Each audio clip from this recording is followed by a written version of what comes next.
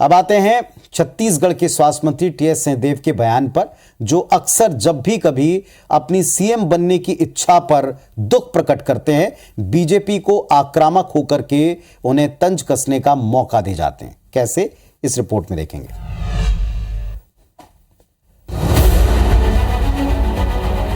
सरगुजा रियासत के राजा त्रिभुवनेश्वर शरण सिंहदेव यानी टीएस बाबा की एक चाहत बीते 4.5 साल से गाहे बगाहे उन्हें बेकरार कर रही है। खासकर चुनावी साल में बीते 4 महीनों में 4 बार वे खुलकर अपना दर्द बार बार इजहार करते हैं। अगर कोई व्यक्ति किसी टीम में खेलता है तो क्या कप्तान बनने की बात मन में नहीं आती है? आप नहीं बनना चाहोगे? हर आदमी के मन में वो बात आती है। मुख्यमंत्री तो मैं आज भी बनना चाहता हूँ, पहले भी बनना चाहता था। मैं मुख्यमंत्री क्यों नहीं बनना चाहूंगा? आपको मौका मिले, आप मुख्यमंत्री नहीं बनना चाहोगे? आप भी बनना चाहोगे। मेरे को भी मौका लगेगा तो मैं भी जिम्मेदारी निभाने की कोशिश करूंगा। आप भी बनना चाहोगे, मैं भी बनना चाहता हूँ। हर व्यक्ति मुख्यमंत्री बनना चाहता है। छत्तीसगढ़ के स्वास्थ्य मंत्री टीएस सिंहदेव मुख्यमंत्री बनने का सपना संजोए हुए हैं। सिंहदेव की इस बेकरारी को कांग्रेस भले ही समझे या ना समझे, लेकिन बीजेपी बार बार इस टीज पर तंज कसने से पीछे नहीं हटती। जो हाईकमान बोलता है वो होता है, ना मेरे कहने से होगा ना आपके कहने से होगा। हाईकमान जिसको तय कर लेता है उसको जिम्मेदारी देता है।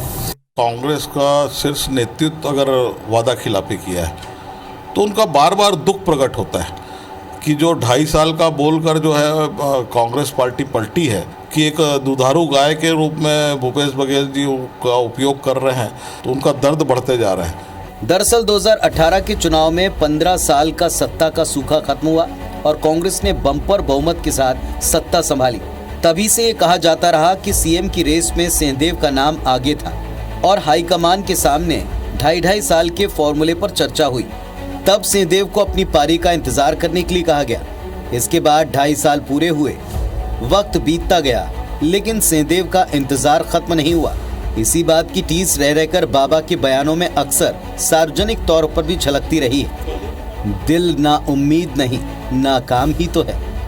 लंबी है इंतजार की शाम, मगर शाम ही तो है। हालांकि पार्टी ने और पार्टी के वरिष्ठ नेताओं ने कई बार इस तरह के किसी भी फॉर्मूले की बात को खारिज किया, इनकार किया, बात वहीं खत्म हो जानी चाहिए थी। लेकिन अक्सर मीडिया जब भी ये सवाल पूछता है या कोई बात उठती है और उस पर सिंहदेव ये कहते हैं कि वो क्यों बनना नहीं चाहेंगे, उनकी तो इच्छा है, और एक नहीं कई दफा जब वो इस इच्छा को प्रकट करते हैं तो विपक्ष को मौका मिलता है। और सिंहदेव के बयान से कांग्रेस पार्टी हर बार असहज होती है। पहले भी हमने सिंहदेव के असंतुष्ट होने की वजह क्या है इसको कई बार डिकोड किया है। आज अवसर है कांग्रेस की जो विवशता बन जाती है इस प्रकरण में, इसे डिकोड करने की। आइए डिकोड करते हैं।